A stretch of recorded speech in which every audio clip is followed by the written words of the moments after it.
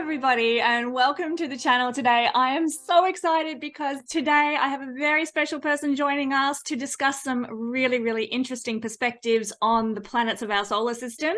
Brandon Thomas, thank you so much for joining us at Guiding Star Astrology. Kidding me? You're easily one of my favorite people on the planet, so of course, this is an honor for me. So thank you so much, and thank you to your audience. This is gonna be fun. Well, we are just so excited to have you here. Now, for those who don't know Brandon yet, you soon will. Brando is a musician extraordinaire, distinguished podcaster, all-round exceptional, nice guy. We're just so excited to have you here. But a bit of background to Brandon and myself. I met Brandon through a mutual friend, David Warner Matheson, and was invited on to the Expanding Reality podcast with Brandon, and we talked all sorts of amazing things about astrology. I've since been chatting a bit more with Brandon lately about all things spiritual, astrological, mystical. It's been so exciting and wonderful. But your podcast, Brandon, is quite amazing, actually. You cover so many topics that, as the name suggests, expand our reality. Things like spirituality, the cosmos, prophecy, alternative theories, just to name a few. And you've had some amazing people on your podcast too, like everyone from Jordan Maxwell to Neil Donald Walsh. I mean, it's incredible what you're doing. Do you want to tell us a little bit more about Expanding Reality podcast? First of all, thank you so much for all that. It took me a very long time to be able to receive a beautiful compliment like that. So thank you. And yeah, so thanks again for having me. Thank you all for listening. I am Brandon Thomas. I'm the host and creator of something called Expanding Reality. Even going through the name, I was very conscious that I wanted it to be the verb expanding and not expanded, because I was very adamant about that this is a continuation, this is an expansion, and that's exactly what it's been. The whole thing started because I just wanted to talk to a couple of these UFO authors that I'd been reading their books for years, and I was just like, oh, he's still alive and he's doing conferences, and maybe I can start a show, you know, and have him on. And this show was actually, I did a show with my wife and a couple buddies for about half a year before this, and then the whole COVID thing happened and that shut that down. Then I started this one, and I was the only one left. So that's where we are caught up with that. So the UFO authors, I had a list of like 300 of them just on a notebook that I kept halfway through our first show, because I knew I wanted a show like the one I have now. It's just I didn't know it wasn't going to be with those people, right? So it turned into this thing to where I just had this huge list, and I still do, and I keep adding to it. And it's just all these people I wanted to get on, so I just started reaching out to a few, and one of the big ones was a guy named Philip Mantle. Now, Philip Mantle runs, he's a publisher out of the UK, Flying Disc Press, and he has the coolest authors. I get books sent all the time. I love this job, by the way, because of the books.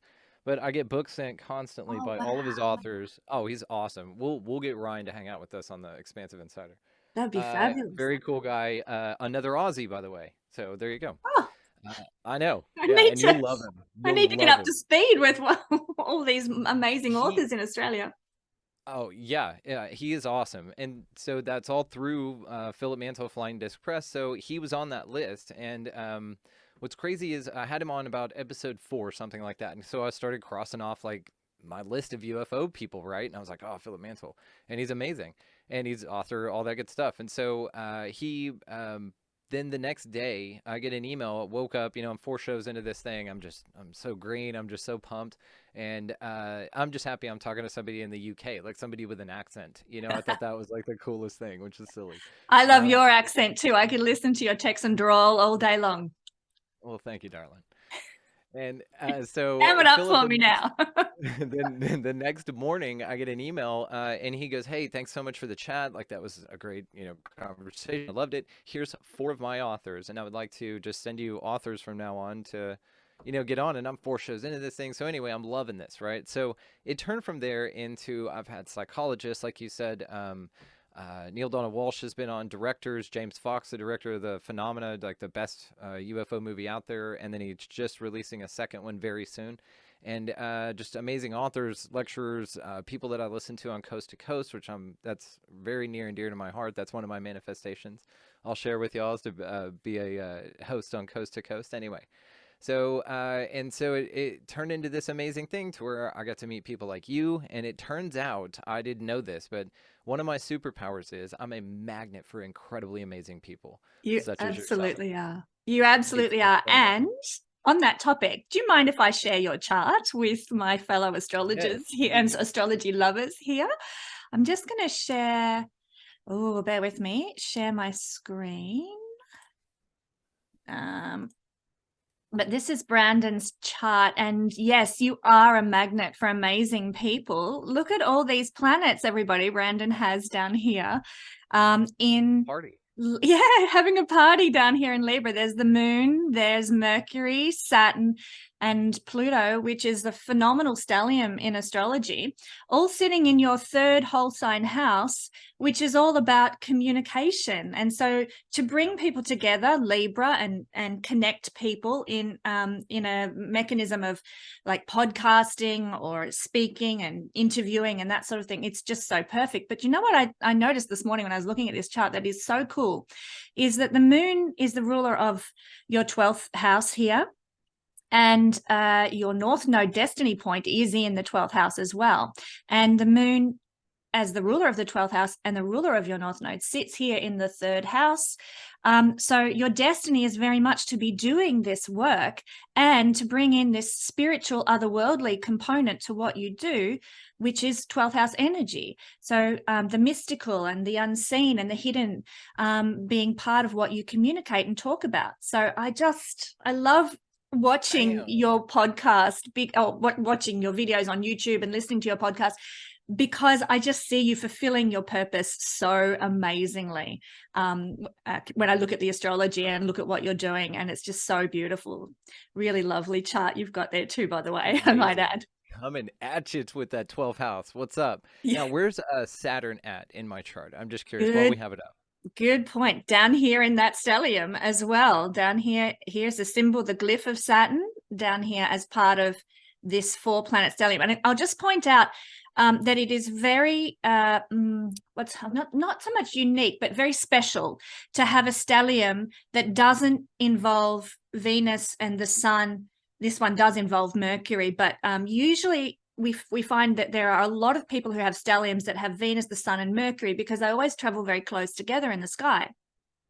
So that's quite a common thing, to have Venus, the sun, Mercury, and then another planet making 4 planets in a sign. But you only have Mercury here. The rest are all like more unusual planets in a stellium, which is much more powerful in my perspective, because it's not so common. It's rarer. It's more unique. So you have this beautiful, unique energy in the third house of communication and sharing information in such a beautiful Libran way. Libra is such a sign of popularity as well, because they're so likable. And the moon is about the moon is the astrological planet of popularity. So fantastic. You're absolutely right on target with with your astrology chart there. I love it. And I love the uniqueness of the planets that are in there. Mercury's got to be in there because that's mental. And think a lot about all kinds of cool stuff. And so that makes sense to me. Also, the unique planets. And of course, the moon there. Tell me that I kind of attract the unique folk out here, right? The unique Yes. stories, the unique people, the creative authors, the amazing astrologers, all that kind of stuff. So I And like that. and Pluto is about hidden mysteries. So, Yeah.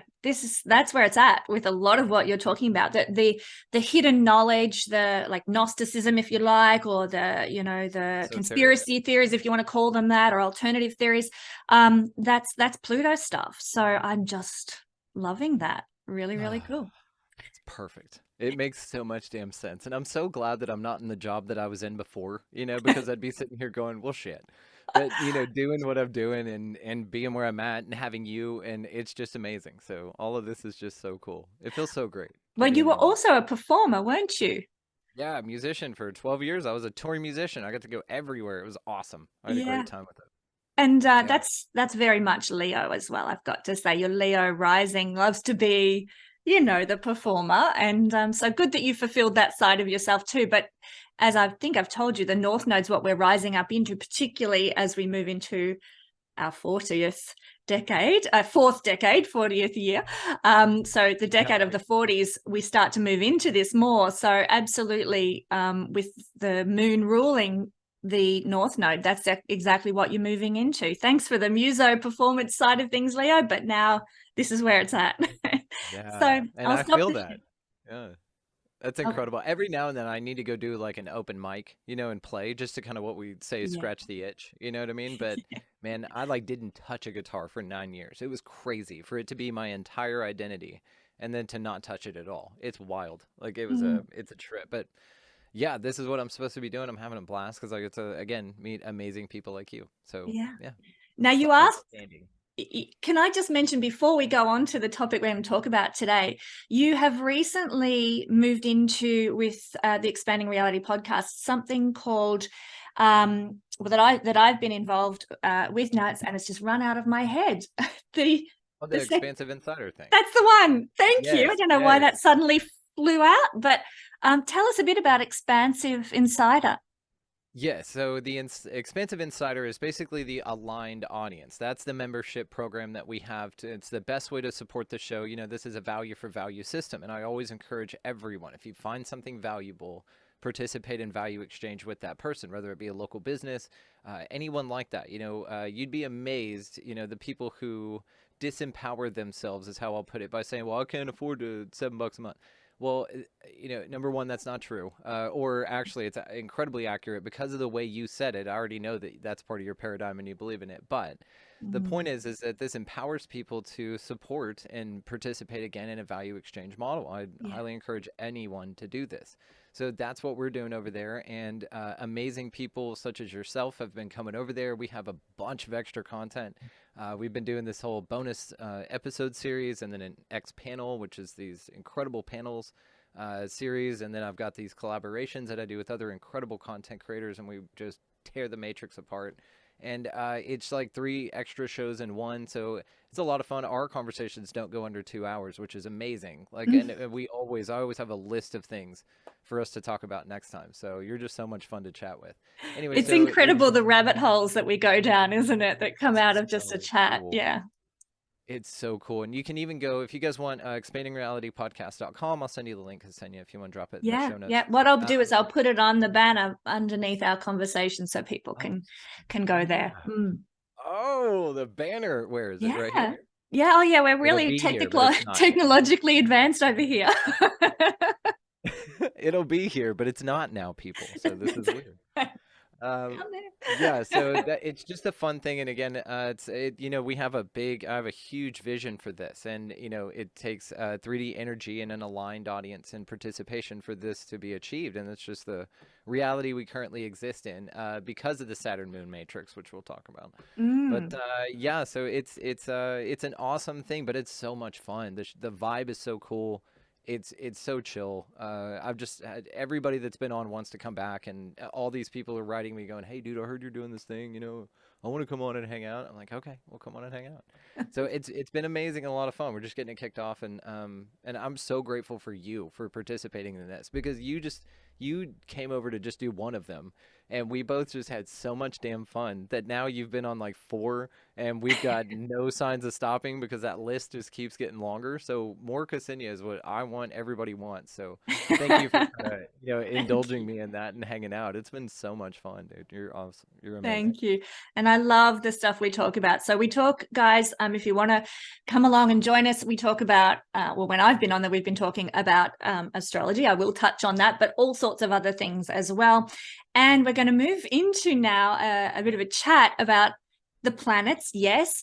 And I will probably mention occasionally some astrology here, but we want to get a different perspective on how the planets are working. Now, Brandon and I, before we hit record here, we were talking about the dimensions of reality, just briefly touching on that between us. And we have been living in a 3rd dimensional reality in the solar system right now. And so that's what we're experiencing energetically with the effects of the planets on us in the 3rd dimensional reality. But we know that there are many more dimensions that we are yet to evolve into or ascend into, if you like.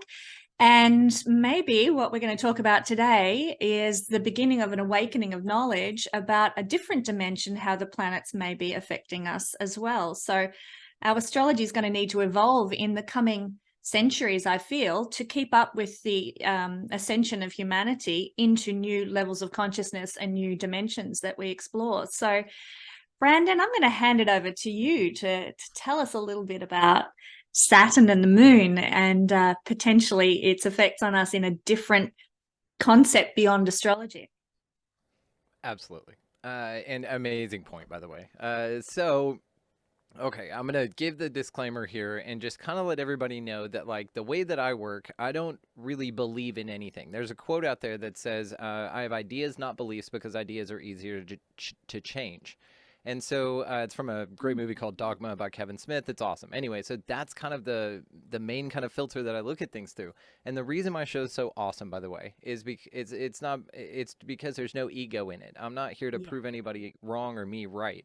I'm here to hear your story and talk about it and go down the rabbit hole with you, because I don't have a fixed position at this place. I'm okay with that. But what I do know is that there's a lot of stuff out there, and I was a conspiracy theorist. I'm a recovering conspiracy theorist. Now I'm a conspiracy analyst, as Charlie Robinson of Oh, Macroaggression I says. like that. I like it too, because Mm. there's no, Paul Revereing around. I'm not here to wake anybody up. If you want to talk about some shit, we'll talk about it. But I'm not running around, which that's necessary. And so a lot of my friends that do that, keep going, guys. I believe you. You kind of need to be in the shit to pull people out of the third dimension, right? Totally. Anyway, Mm. so it looks like the dimensional thing is, like I said, very absolutely key to this whole damn thing. So vibration, symbolism, being in conspiracies again. Jordan Maxwell's work. There's been a lot of people. David Talbot. We'll talk about David Icke as well. A lot Mm. of those folks that have alternative perceptions based on a lot of different information and sources, and just some really dope ideas that are a lot of fun to talk about. And so these people, it rings under my mind whenever I see things out in the world, like the logos and things Mm. that politicians say. And Mm. so I look at the world of symbolism, because it really is a world of symbolism out there. And when Yeah. you look at it, whether this is manufactured by your own subconscious because now you're paying attention, so you'll see it everywhere, right, through your reticulative activating system, maybe, who knows? But either way, there's a bunch of cool stuff out there. One of the things that I think is very, very interesting. Have you ever seen the movie They Live? No, no, I haven't. John Carpenter. Okay, Okay. it's awesome. I'm gonna do something here real quick, and bear with me, guys. I am new to the presentation thing. I just got my computer to be able to do this. Um, So They Live is a movie by John Carpenter. It was made in 1988, and basically it's about a world. I won't, well, actually, yeah, I'm just going to spoiler alert this thing for you. So basically, there is this entire world. I'm going to share my screen, just kind of play Yep. with this thing here. It should work. Okay, how are we Perfect. looking? Okay, Perfect. good. All right. So if you look at this thing here, there is all this stuff It about looks the like movie. Mars So Attacks, I've got to say. yes, a little bit. So we're talking 88. This is Roddy Piper right here, and it's amazing. And so basically, I'll do the Cliff Notes version. Spoiler alerts, by the way, guys. So he finds a box of sunglasses in an alley. Okay, then he puts them on. When he puts them on at this newsstand, he looks around and he sees this everywhere: conform, obey, buy. All the signs actually have sub meanings behind them that then tell you obey, consume, conform, all of these things. And this is what the real world is, right? Because he can see the real world with these glasses. Now, that's, of Wow. course, just a metaphor for waking up. It's an awesome movie. There's a ridiculous fight scene in it that lasts way too long. It's a lot of fun. Now, also, whenever he puts the glasses on, he notices that some people running around, especially politicians and news anchors and media, are all these weird alien faceless people. Now, here you can see where my cursor is. They're in a bar, and this is at the end of the movie. Whenever I'll get there, but anyway, whenever you see this, it's a lot of these individuals, whatever they are, these entities that are mixed throughout culture. They're just at newsstands. They're walking around. They're usually high powers of public, Mm. authority and all of that kind of stuff. So the whole thing, the premise of the entire thing is that there was an antenna somewhere in the city that was broadcasting a signal that was keeping all of us away, all of us asleep. So none of us could see the signs that said conform. We just saw Coca-Cola, right? And so we couldn't see these lizard people or these alien people for what they were, because this signal was blocking our ability to do so. And Right. so David Icke's work, in a book that he wrote called Remember who you are, remember where you are, and where you come from. Mm. So this is an awesome book. It's a lot of fun, and this is his, an article about his book there by Mazastik here. And it's an awesome article. I highly encourage everybody to read it because then I'll send you the link. Yeah, And please it do. basically, yeah, it basically says that perhaps in this John Carpenter's film, all of the things that were covered up here that nobody could see what the real world was until they put these glasses on or had their spiritual awakening, is how we'll put that. Maybe it's all propagated from Saturn. Mm. So the Saturn moon matrix theory basically goes, and this is going to be a super rough version of this. Basically that the Saturn moon model, and we're going to talk about David Talbot as well. This is another theorist that talks about this. He pulls from ancient records that, it's classified as myth, but really this is what it comes down to, and a lot of other researchers have come to the same conclusion. Again, I like the stories, so I don't know what the hell's going on, people. I'm not an advocate for this. I'm an advocate for how fun it is to talk about. Yeah. So this book examines in a comparative mythology, which is just basically comparing different mythologies with one another to find commonalities, right?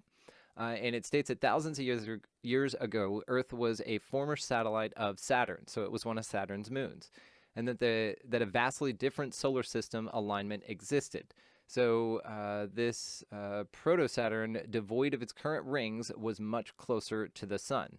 So basically, the idea goes that an astronomical catastrophe ended the previous golden age in which humans were previously living in an advanced civilization. They witnessed drastic changes in their sky. Now, some cultures have noted this. I had a TikTok video that I pulled up. I'm probably not going to play it, but it basically goes to state that there are two different cultures that talk about a time before the moon, and they talk about how Saturn was this exploded star in the sky that used to be their sun, and we'll talk about the rings here in a second. So basically, that's the mythology behind the Saturnian myth. There is a huge secret society cult thing that does the Saturnian satanic cult, which Saturn is basically a myth for, or a euphemism for Satan. Also, it ties into Santa, which is an anagram for Satan, and it's crazy. So there's this entire secret society that's based on this, and we're going to get into that as well. But the Saturnian myth is proposed by David Talbot and others, that basically physics doesn't work the way that we think that it does, right? And so again, another apprehension by the authorities that would be to tell you that things are the way that they are to steer your narrative, or kind of perception management is what it's called. And it's basically so that you don't wake up to the fact that you're a huge, amazing, powerful creature and that you've been fucked every day of your life. And instead, you just keep going to your job and doing your thing. So anyway, plasma cosmology ties into this. We will absolutely not talk about this because it's its own show, but it does tie in and links directly. Now you've got me wanting to ask, what is it? Oh, no. It's basically that the physics of space is not the same. Some people have talked about this, that the balls of plasma that we see in the sky are not, explosions doing nuclear fission and, converting hydrogen into, and exploding in the sky. Because number one, how do you burn anything in a vacuum? There's no oxygen out there. So what's combusting, right? But beyond that, basically that suns aren't hot. They're electromagnetic, and they're actually portals to other dimensions, which I love that. That's a lot of fun for me.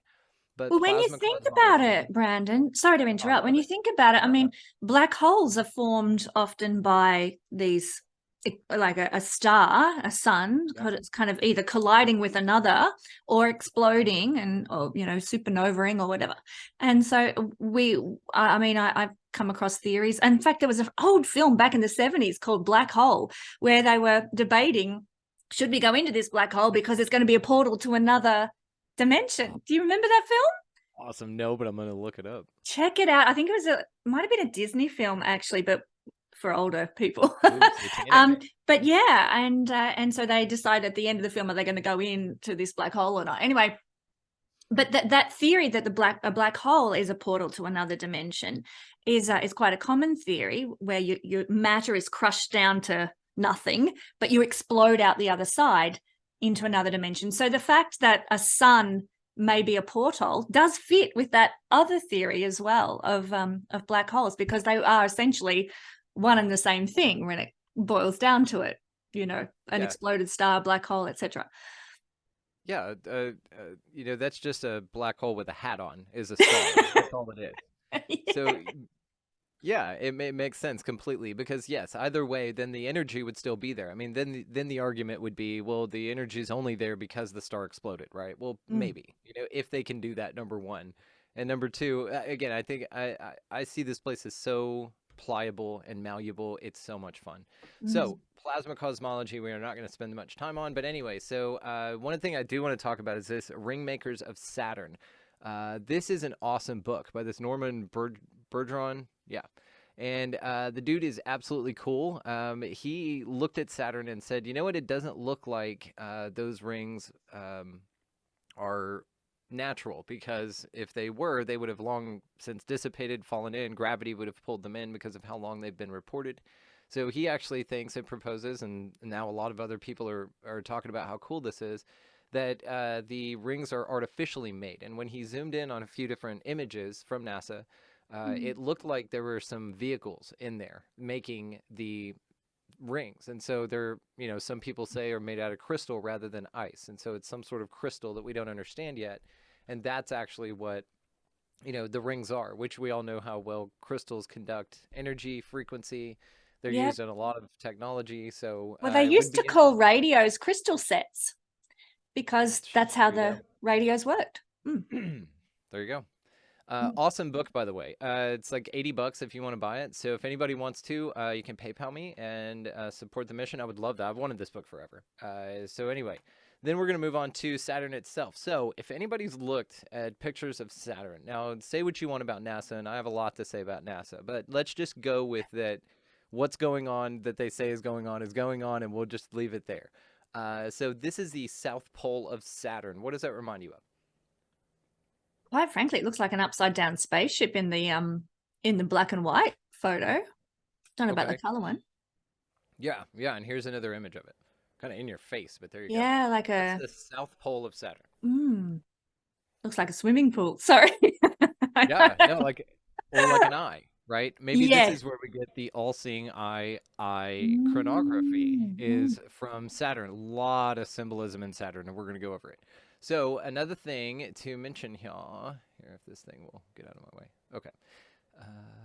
Okay, yes. So that's just another in-your-face version of it there. Okay, now Mm. the North Pole has So this fascinating. hexagonal, yeah, Mm. shape on top of it, which actually forms a cube whenever you 3D it out, because there's one side there and the other. I'm not drawing this on there, but there you go. We're going to get to it. Yeah. So this is a storm, allegedly, where it makes six angles, and it adds up to 0.666 is what the mathematical breakdown of this is. This is Mhm. a storm, allegedly, that has been raging on this planet. That's the only planet in the solar system that would float, by the way. That's a fun fact about Saturn. I didn't know And that. Oh, I I know, right? love all this information. Bam. So this is kind of a breakdown of them side by side. So now you can really see the South Pole here because they have it faced on edge. And it'll show you that, what's it, north? Yeah, there we go, South Pole. So South Pole looks like that big eye, right? It So now looks you're like talking the about, Sauron out of Lord of the Rings, that yes, temperature at the North Pole image, doesn't it? Like that flaming eye. Sorry it's, to no, interrupt you. you did not, and no need to be sorry, No, because you I know. actually hit on something that I wanted to say, which was Saturn is called the Lord of the Rings. Oh, So it's actually what Tolkien based this off of. And so, yes, this whole Saturnian mythology. Now, the North Pole, if we look at it again here, you've got concentric rings. And to me, this looks like a radar dish, like blasting a signal out, right? yes, it And it's does. got this fixed, almost, you know, it looks like manufactured type of an imprint in it. I mean, look at this. These angles at what, 13,800? You can fit 4 Earths, allegedly, Wow. in this pole here. So it's massive, and it's stayed that way since they detected it, but it wasn't always like that. It formed, I forget when it was, but they noticed it, so they saw it change, I want to say. Wow. Okay, that may be a lie. I don't know. Okay, so so is Saturn what they say it is, or is it a huge, basically, signal blaster that uses our moon to cover our world in frequencies that are illusionary in nature, as to keep us slaves to how powerful we really are? Mm. That is the question. That is the question. And yeah, it's such a fascinating theory, really, because Saturn is the final visible planet in visual astronomy and astrology. And therefore, if we're looking at the Hermetic principles applied there, that means as above, so below. He corresponds to our physical third dimensional reality. And once you head out to Uranus, Neptune, and Pluto, you're getting into the psychological realms with those planets. So would you say that, so you can see in this image here, something is projecting through Saturn to us in this image? Would it be a potential theory that it's those outer planets, Uranus, Neptune, Pluto, probably Ceres now as well, projecting through Saturn to create our third dimensional reality maybe? Or is it something else maybe that's directing the energy through Saturn? How this idea ties into, great question, by the way, how this idea ties into the Saturn Moon Matrix and why it's called the Saturn Moon Matrix is they're pretty tied together. So basically, Saturn used to be the sun, and whenever it disrupted everything and threw Venus, Mercury, and us out of its orbit, and then we orbited our new sun that was there, binary star system, and then we orbited that thing. Saturn flew out a little further and dimmed in light and became cooler and cold and then black, they say. This is what the legend is. Yep.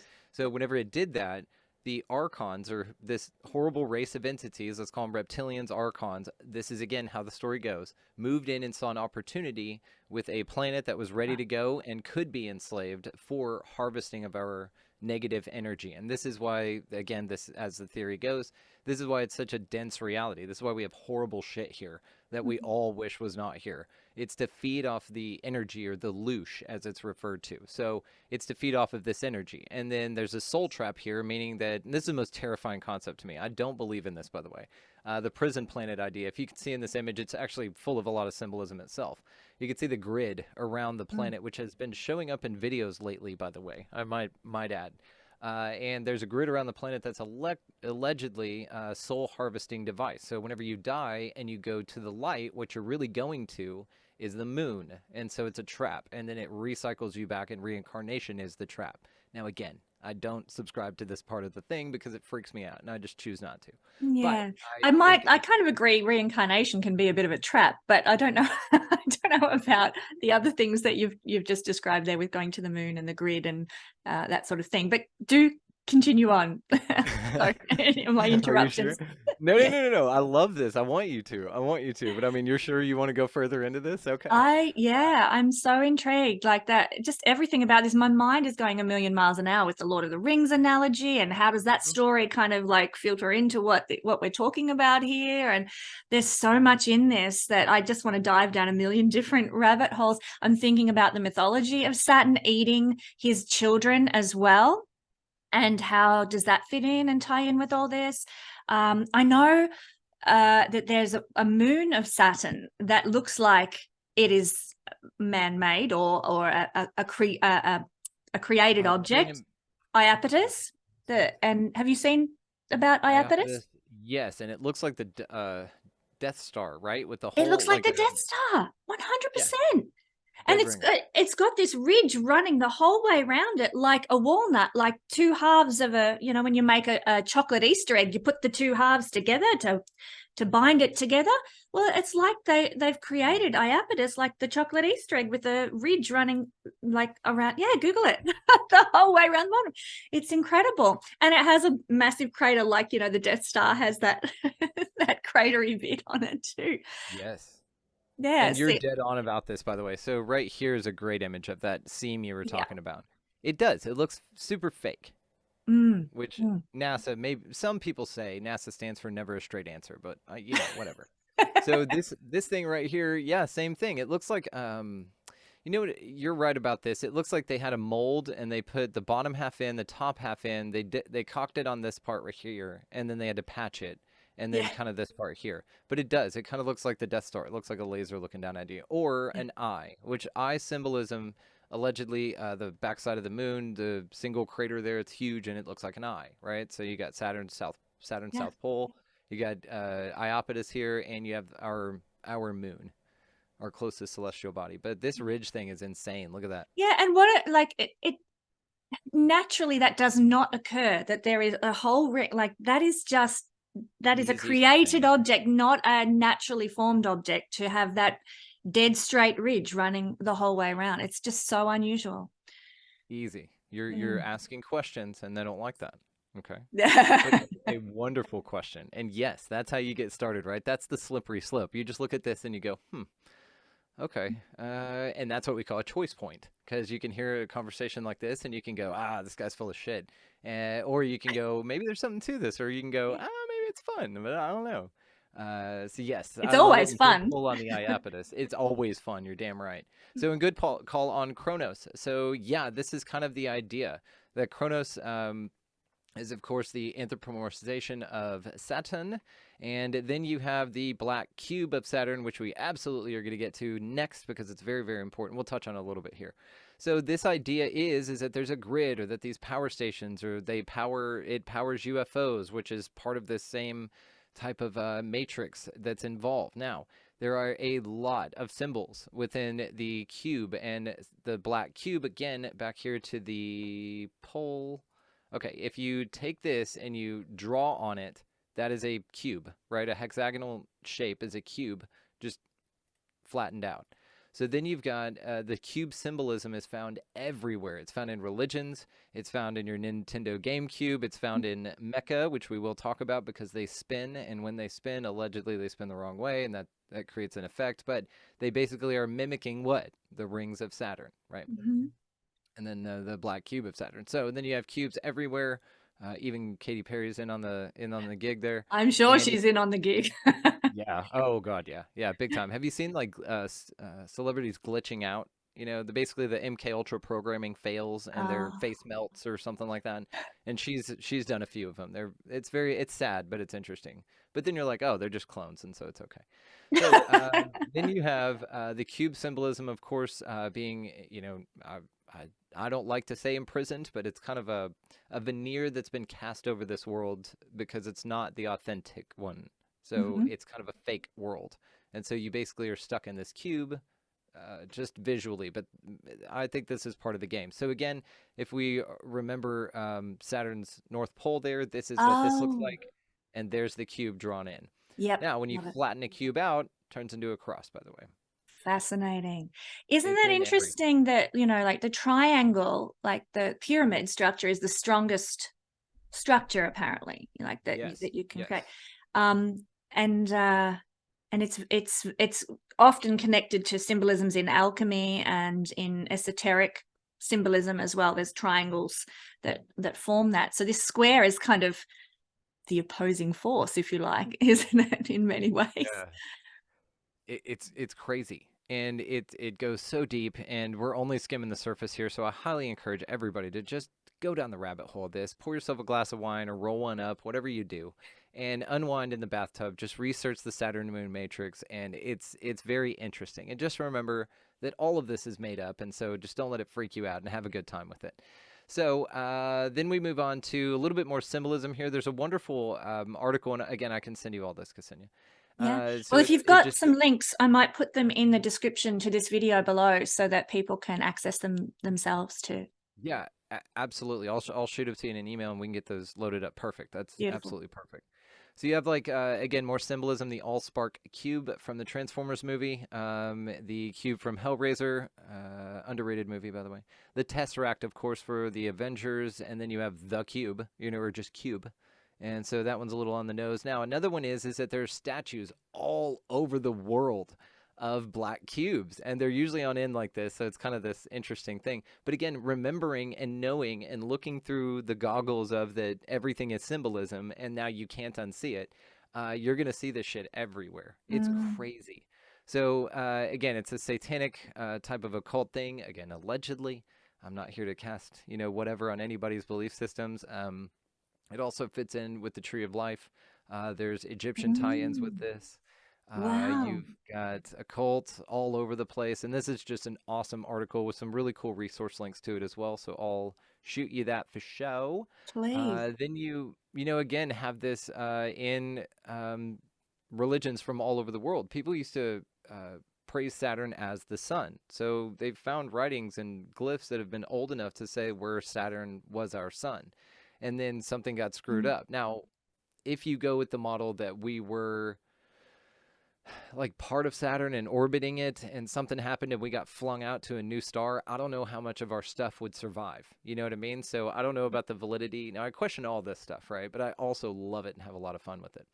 Well, So, something that's interesting, Brandon, is that Saturn is considered to be the lord of the golden age, which we're in the Kali Yuga, the lowest age right now. And it's going to take another, well, we're 2,000 years into the rise up. So it's another 10,000 years before we're back into the golden age, according to Plato's great year.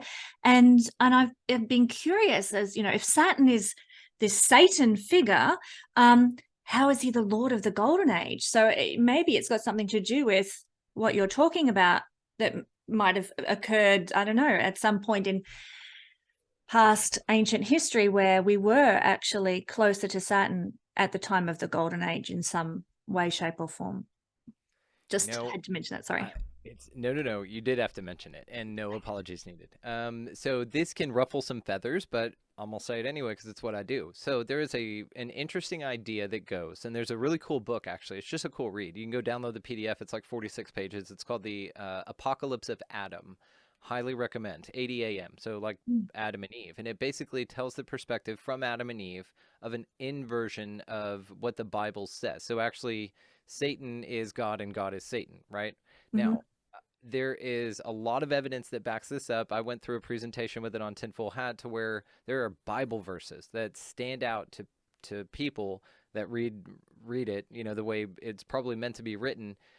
One of the passages, I don't have it in front of me, so I'm just going to wing this. One of the passages talks about that Satan was the murderer from the very beginning. Now, if you fast forward up to Revelation, then you're looking at, you get all the way through the Bible, and it says that God, so God basically has 2.4 million kills in the Bible, and Satan, or the devil, which is very vaguely mentioned and not really it's up for a lot of interpretation, only has anywhere from 0 to 11 kills in the Bible. Mm-hmm. Now, in Revelation, it talks about how Satan will deceive the entire world. Well, what's the best deceiving you could do is basically have an entire religion where they think that they're worshiping the opposite thing, but really they're Exactly. worshiping the Luciferian thing. Now, it's a mind trip, Yep. and the Apocalypse of Adam is an awesome read. It's definitely worth your time. Yeah, I think I Um, should get that. I couldn't help but think while you were talking there about the story of Enki and Enlil, which is a story that fascinates me incredibly, because Enki, who is associated with Lucifer, who I don't believe was, I think has been painted as this bad image, but is actually like Prometheus, the benevolent one who cares about mankind and and helping and loves mankind. That's Enki, and Lucifer, Prometheus energy. But Enlil, who was the god and a monotheistic god at that, was very much not for humanity. Humanity will be my slaves. They will serve me. They will worship me. They will honor me. And there's this battle between Enki and Enlil, and it seems to me that everything Enlil embodies does actually fit what's described, particularly in the Old Testament of the Bible. This monotheistic, there will be no other gods before me, and I am the only God, and you can't worship anything else, and blah blah blah. That's just so Enlil, and that's certainly not the God that I want to align myself with. I love that. So That is yeah, when so you're in mentioning that, I just can't help thinking of that story. Love it. And I love that that is so Enlil. I love that. That's a wonderful thing to say to somebody. And put it on a t-shirt. You're Yeah, so Enlil. exactly. You're so Enlil. I love it. Those will be coming very soon then. Thank you. Check the store. It's a link on the website. Um, but yeah, it's such an interesting concept. Even the idea that the entire perversion of reality is really that. The entire thing's perversion. So if that's the case and we live in this world of illusion, then the Saturn moon matrix may be a really interesting and fun way of articulating that and kind of putting into something, a concept that we can see. And the symbolism is clearly everywhere when you really attach it to that. And you can see it on Saturn itself. I mean, right here, you can see the hexagonal shape there, and then of course it folds out. And it's just interesting. I don't believe in coincidences, so It's very hard to convince me that this has got nothing to do with one another, especially with how pervasive it is. Yeah. And also the fact that it's hijacked into religion. So again, you know, when you look at things like Lucifer, well, Lucifer is the light bringer. Lucifer was the snake. And by the way, that was the tree of knowledge. So he was trying Yes. to gift them knowledge of this reality. And the one running the Saturn moon matrix didn't care for that very much. Yeah. But those were the ones that wrote the history, and history is written by the victors. So you have an interesting choice to make when it comes to what you believe that you've heard your entire life. Plus, you know, when you're presented with new information, even as this, again, it's just a choice point. You know, some of this is going to really resonate with some people. And I don't care what anybody believes. I think all paths lead home. So you can't screw this up. So do whatever the hell you want. But, you know, anyway, so I'll just say that about it. But I love that. Thank you for saying that. I think yeah, buddy. it's very special. Yeah. Thank you. So this is a picture, by the way, nasa.gov, which NASA means to deceive in Hebrew. It means never a straight answer, but we can talk about that. Does it really mean that in Hebrew? Yeah, NASA means to deceive in Hebrew. Are you kidding me? Oh my God. But y'all keep loving it. This is from NASA. This isn't something my 15-year-old nephew made for a computer art class that he got a C on. This is from NASA. And so this basically shows exactly what we're talking about here. Now they're talking about some bullshit radar or whatever. But again, this is what they call the revelation of method. Now I'm not sure if this is necessarily accurate, but I think that symbolism plays a huge part in this. But what I mean is revelation of method is where the idea goes that the cabal running this place, the archons that are steering the Saturn moon matrix ships, they, you know, have to tell you what's going on. And so therefore you consent to it if you don't stop it, right? So this, you know, and it's all over the place. Now you won't be able to unsee it anywhere. They're going to tell you a bunch of stuff, and then it'll happen. And then they do these predictive programming things. So it's a deep rabbit hole we don't have time to go into. Ksenia, you got me going. Yeah, we'll have to have a chat about this another time. Yeah. Yeah. So in this, though, NASA depicts that a signal is coming into Saturn. Something is affected by its atmosphere here, and then it is being beamed. Ignore this. This is nonsense. To which would be our moon. You could change this out to put moon, and then to the Earth, right?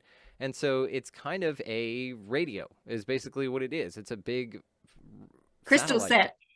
Yeah, crystal set. I love that, by the way. Mm.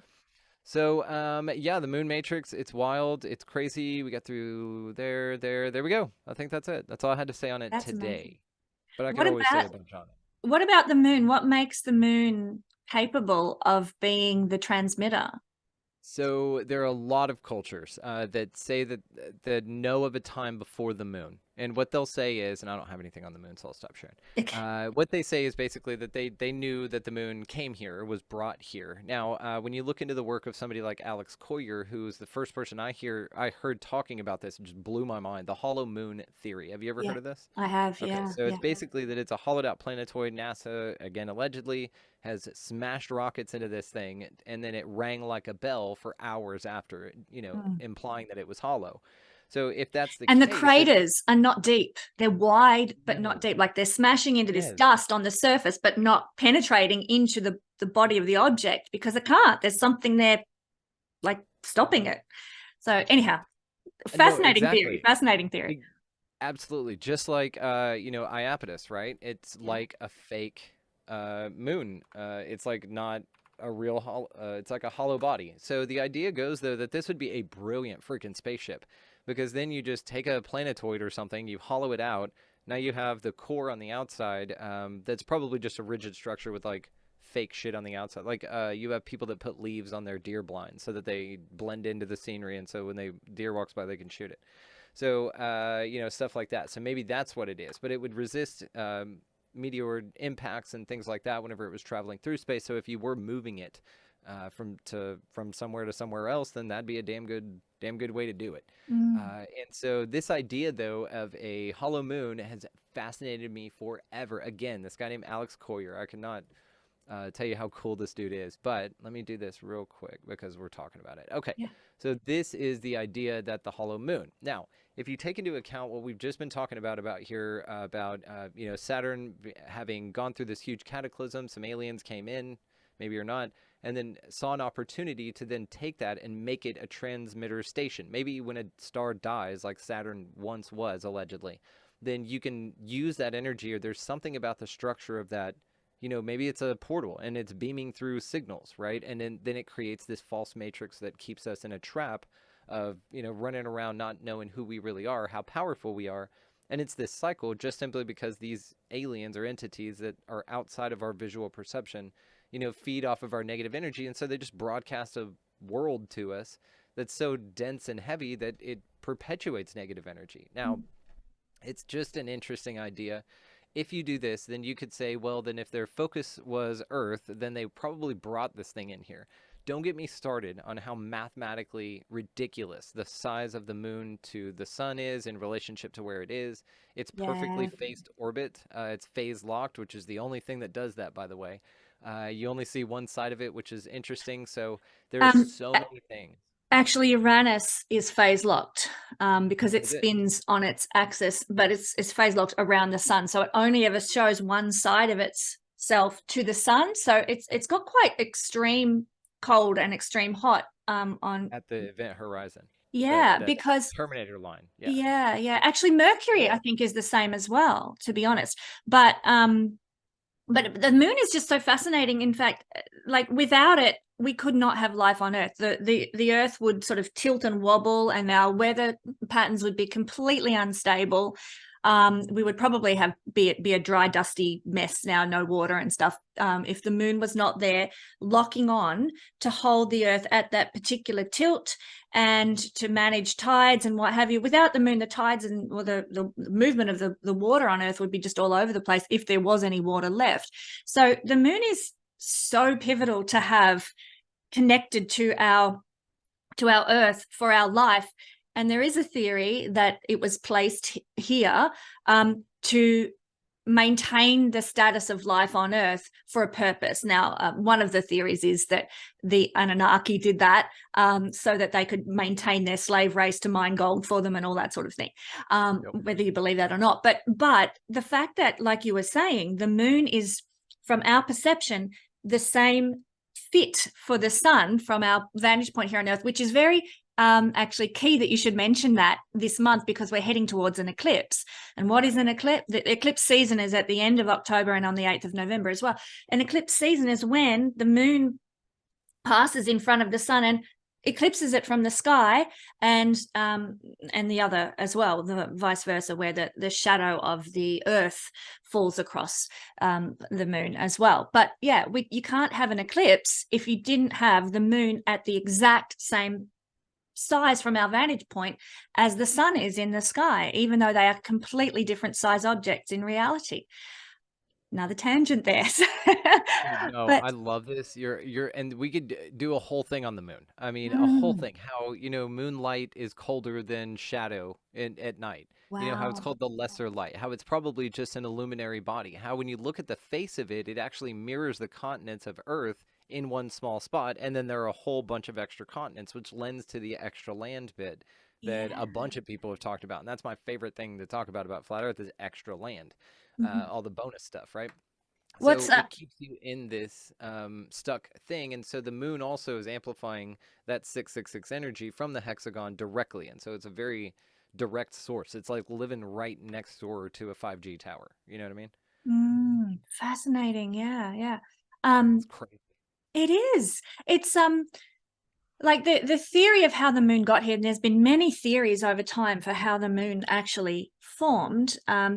And one of them is that crashing, some body crashed into the Earth and then flew off and formed this mass, so essentially splitting the Earth up into a smaller ball and then the remaining Earth.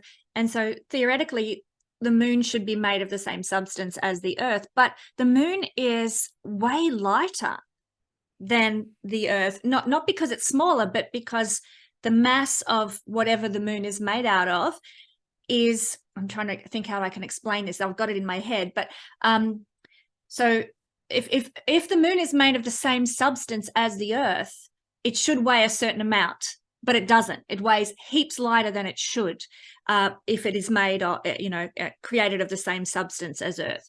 So that in itself is a bit unusual too. It's a very light sphere. Yeah. So you know, so many anomalies that just, when you really look into it, get you scratching your head about what is this thing. We're lucky to have it because it's holding space for us as a planet, but there's so Well, much more to it, I think, perhaps dimensionally than we realize, that than maybe meets the eye. yeah, for sure. And I think of the peoples who were around, whenever they said that they remember when the moon was brought here. And that's in there's African cultures, Yeah. there's Chinese cultures, there's a lot of ancient civilizations that talk about that. We have records that go back that far that talk about a time before the moon, and seeing when the moon was brought here and the changes that it made on people. Yeah. And what's really interesting is if it's amplifying the 666 message, if you just, we're still talking about the theory here, then think about the full moon when people just lose their damn minds. Think about, all the interesting things with animals that occur. And these aren't stats people keep, but people know it.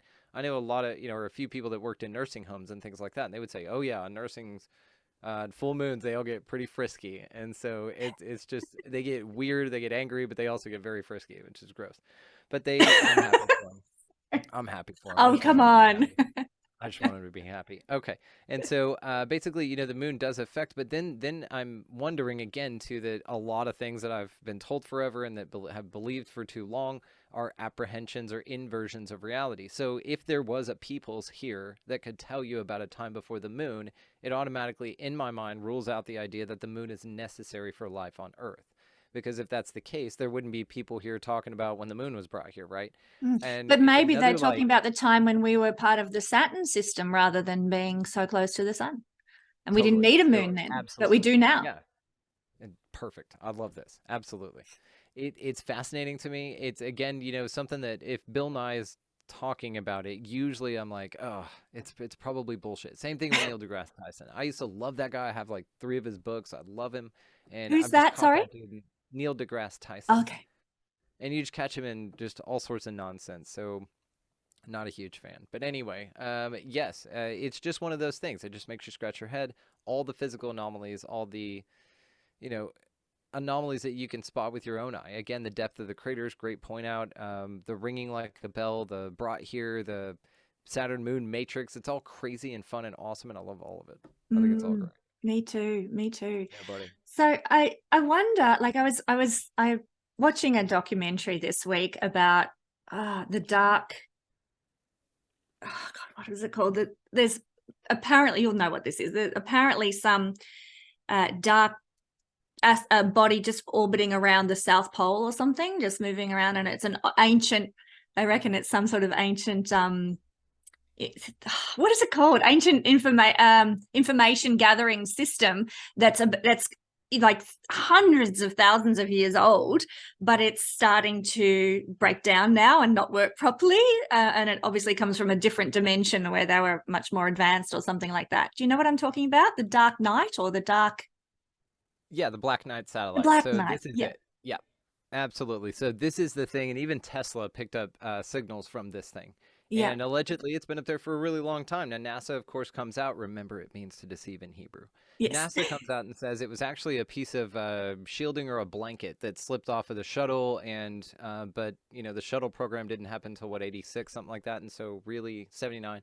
So really, it couldn't be that unless Tesla was time traveling, because Tesla detected signals from this thing, and it's been spotted, it's been photographed. I have a lot of, I think it's so much fun. I love the Black Knight satellite's what it's called. I love that thing. Yeah, but I mean the theory, and there's a book down there in your screen. Yeah, I think it was this guy who was talking about it in the documentary. Yeah, Billy Carson. Yeah, that's right. I haven't read any of his books, but I think I'd like to now. But yeah, the theory that it has been an information gathering or sort of satellite from another dimension for hundreds of thousands of years on the Earth kind of ties into what we're seeing with what we're talking about here with the moon being something like that as well. And I wonder, is it possible that this setup with Saturn and the 666 energy projecting our third dimensional reality that we're living in, if that's a very old ancient paradigm that was set up and then we've been forgotten about and we're just stuck here with this? Yeah, now there you go. That's expanding your reality. Yeah. Yeah. That's the whole gods with amnesia thing. I trip out when I think of that you're the all-powerful creator, but you're stuck in your own creation because you don't remember, because it's too good. And when Mm. you go through the river of oblivion, as Samuel Chong put it on my show not too long ago, you go through the river of oblivion when you're born, and that's where you forget everything. And so if God's running a simulation on itself to find out what consciousness is all about, and you hop in full bore, okay, let's have the full experience here, and then you're trapped here basically, and you can't get out. And then maybe like the archons or darker parts of this know that and are exploiting it to their own gain and continue to perpetuate this cycle. Now, I think that if that's the case, I would think that a god would be smart enough, my god is anyway, to go ahead and work in a kill switch or something, a Yeah. fail safe, to where if you do go too deep, remember, I think it was, who was it? Was it Da Vinci that would hold a bunch of people did this as a tool in case they fell asleep, but then like to wake them up to get back to work, they basically just hold a coin over a pot and in their chair in their hand while they're working. And so while they're working, they have this coin in this pot, and if they fall asleep, then the coin falls out of their hand, it hits the pot and wakes them up, right? So, it's like this idea. Yeah, so you have these like amazing ideas and these epiphanies, and so they would also use it for lucid dreaming as well. So, yeah, it's wild. I don't remember where I got on that tangent, but there you Yeah, go. well, we're talking about the gods with amnesia. Um, Yeah, see, there you go. I forgot why I yeah, was talking about it, and yeah. the Matrix steered me away from it because I might be on the right case here. I don't know. It trips me the hell out though. But let's say that, the boundless optimist in me looks at something like the Saturn moon matrix and says, well, then it's facilitating an experience for elevating our consciousness. I think that that's what every air quote shitty thing in this reality is. It's the facilitation of an expansion of our consciousness. And that's how it works. And then when we're talking God and devil and which one was which in the Bible and all that stuff, at one level to zoom out, you realize that God and the devil are the same damn thing. It facilitates an experience. And so it's how growth is achieved. And so, to look at anything, number one, is separate from yourself, even the things that we don't care for. That's unfortunate because something on shadow work I heard that I just absolutely adored. It's not hating the worst parts of yourself, it's loving the scariest parts of yourselves. Yeah, And so beautiful. that's kind of what we're collectively embarking on here. And that's how we elevate consciousness and snap us out of this Yeah, whatever's going on. And so that's why it's so nonsense out there. That's why all the crazy shit, when everybody's like, oh, the world's going to shit. You're like, yeah, it is. It's a collective tower moment that we're all going through. In tarot, they talk about this. And it's yeah, basically like things have to be destroyed before they can be rebuilt yeah, anew. And there are many as above, so below concepts that follow this. But yeah, it's a really interesting one. So I don't know. I don't think we're gods with amnesia. I think we get to choose all this, and the simulation is just really, really good. It's yeah. really good. It's very Because good. even Einstein said reality is an illusion, and albeit a persistent one. Very persistent, very persistent. But I sometimes like there's part of me that sort of pulls up and goes, well, hang on, is even like everything we're talking about is outside of ourselves. Like, oh, there was this God and he put the moon here, and then someone's projecting this reality, and that's all external to us. But yet there's also the theory that we are God, and Right. we, like you said, create our own reality, but we are also the devil as well, like the shadow and the light within us. We are all of this, all of those things, and nothing is essentially separate. So how do you reconcile those ideas with this outer version of what we're living potentially, and the idea that we are the creators? First of all, an outstanding question. The only way that I've been able to reconcile it is that it's for an experience. It's facilitating an experience, and it must be done in this way. Now, as far as I can figure so far, again, just an idea, that we're here to learn how to transmute and transcend duality, the concept of either or, the concept of dark and light. And I think that you're presented with such extreme examples of those here in this place for this experience to really achieve that. It's like if you're wanting to be a good hunter, you don't, bring a swimsuit and flippers out to the field. You're going to bring a gun. You're going to bring the things that you need to learn that skill, right? And so same thing with this. So if we were transcending or learning how to transcend duality, because it's just another merit badge for us as gods in training, maybe. And it's kind of like one of these things to where if that is the case, then everything that's happening here is you. It's FUBU. It's for us, by us. Like it's what you wanted, and so here it is. And that is to learn about duality. Now, I think again that there's such extremes here, so that you ping between the two, and you maintain your identity by knowing that you're number one, both of those things, but then that you walk the straight and narrow where the gray is most, to where you understand that too much of this or too much of that. And this, I think, is what balance is. That's what this game is. It's called balance, and you do it by facilitating this experience of duality, and that's how you do it. So yeah, that's just what I think. That's my running theory so far. I love what you think. I find that really fascinating. Also, it's in the Tree of Life symbolism too. So as above, so below, just real quick. Then Yeah. the Tree of Life, of course, it has the one central beam that comes all the way down, and I'm going to pull this up for us. Yeah, please do. Please do. No rush. Take your time and let's talk about this. Yeah, I actually thought I had it pulled up here. You Again, did have thank it a you all, moment and ago. thank you for patience on this.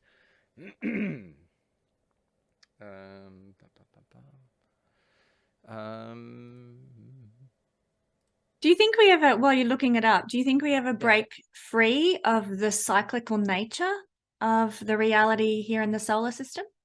I look at it at a couple of different levels. It's like maybe if this is a Westworld style ride, right? To where you can just do whatever you want and it's just a ride. You can ride it as many times as you want, but it's so convincing that you forget it that it's a ride.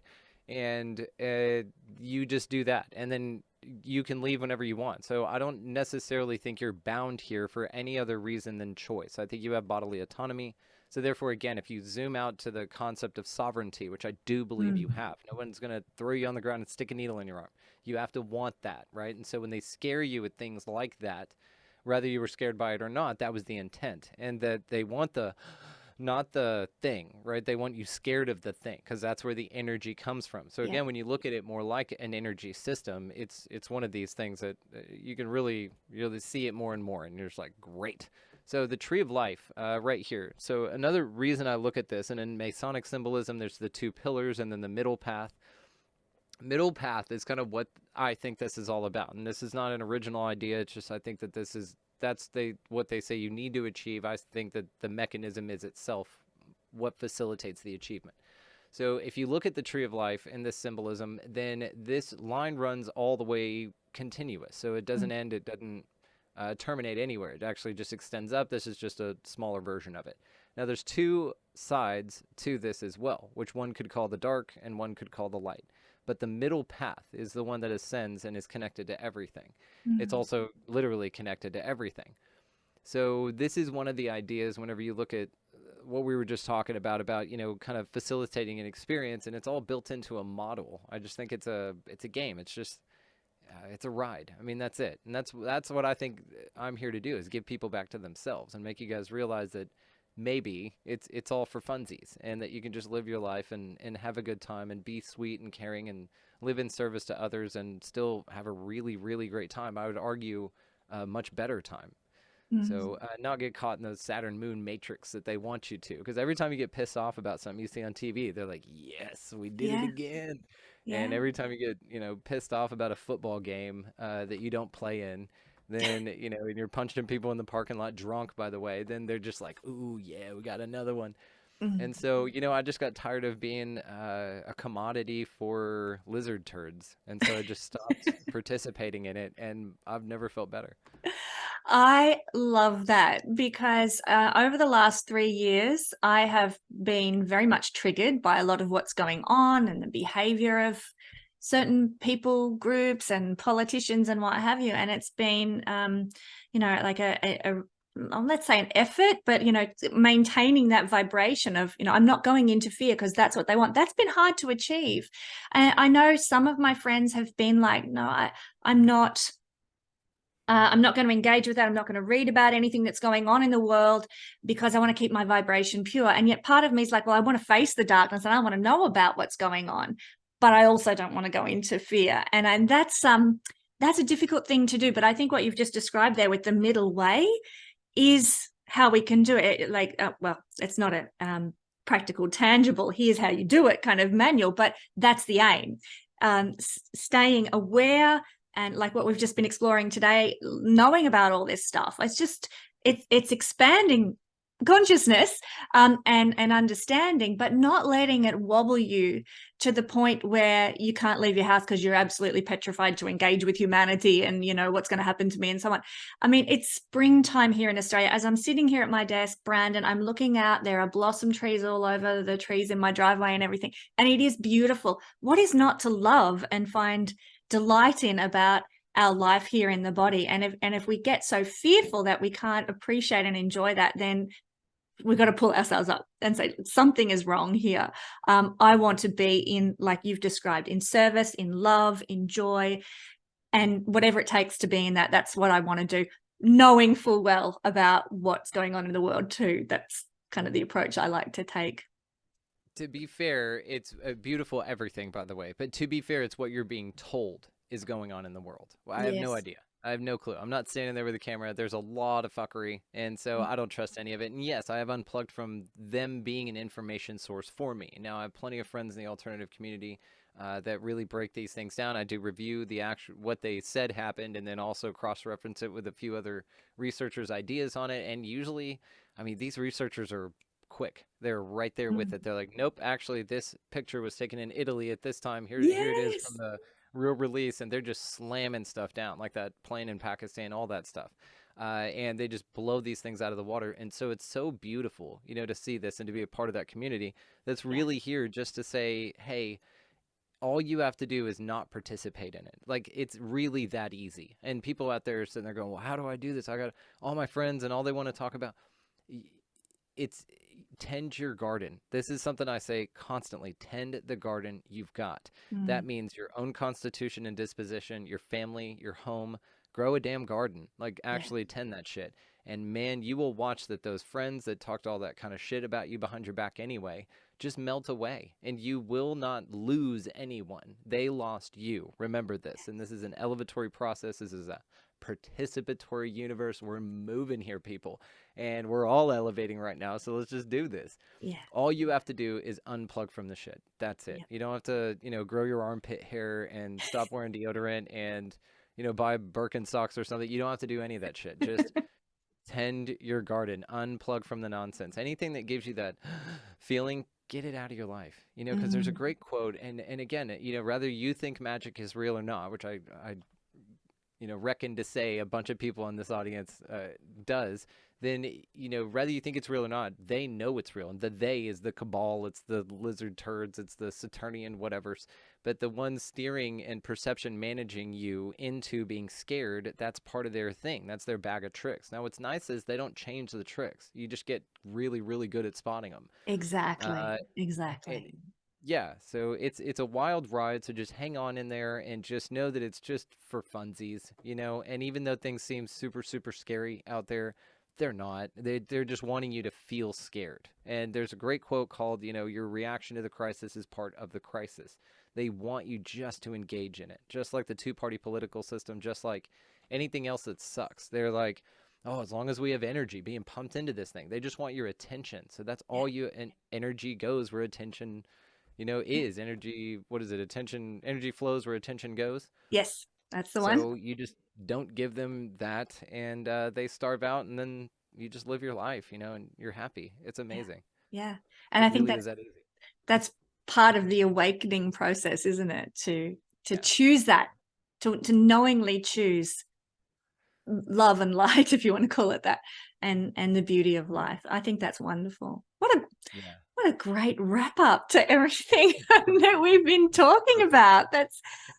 It's really, really lovely. Brandon, it has been such a pleasure to be able to talk about all these amazing things with you. I would love to have you back sometime because I'm sure everyone's going to love this. But in the meantime, folks, head on over to Expanding Reality and make sure you catch all Brandon's amazing podcasts because he has some incredible stuff there. You are going to love it if you haven't already checked it out. So pop on over there. And Brandon, thank you so much for your time and for sharing your incredible wealth of knowledge on all these topics. You know what I love about talking with you is that I can pitch any concept at you, any idea, any sort of far-fetched theory, and you just like, bang, straight on it. You know about it, you can talk about it, or you've got it, you know, even if it's something you've not heard of, you can sort of analyze it. It's this beautiful creative intelligence of your Leo rising and the actual intellect of the air sign Libra that you carry. And I think it just is wonderful to talk to you because I never catch you off guard, which is wonderful. You catch me a little tongue-tied during Mercury retrograde, which was this. And so thank you for your patience on the slideshow. I'm still working on those. Like I said, that's like my third one to do ever. And so, but it's a lot of fun. And thank you so much for the compliment. I've been researching this stuff and looking into these ideas and thinking with these neural pathways being, psychedelically altered to be more creative, like for a long time now. I mean, a couple of decades at least. And so it is what I like to do is to connect everything. And so it's been because I've got so many little like pieces of the puzzle that it's nice to kind of go in and go, oh, that relates to this, or this UFO case also had an egg-shaped craft, you know what I mean? And was kind of in the same area around the same time. That's interesting. And so I like that kind of stuff. But thank you again for this, for your time, for being so damn amazing. And just my wonder from down under. I adore you and you know this, and that's why I call you that. So thank you for this. This is incredible. I'll come back any damn time. Wonderful. We'll hold you to that. Well, thank you for joining us, everybody. And I'll be back with another Astro Weather Report for you next week. So I'm not doing one this week because this was far more important, I felt. And so I'll have the regular Astro Weather Report for you next week, and we will catch you then. Bye.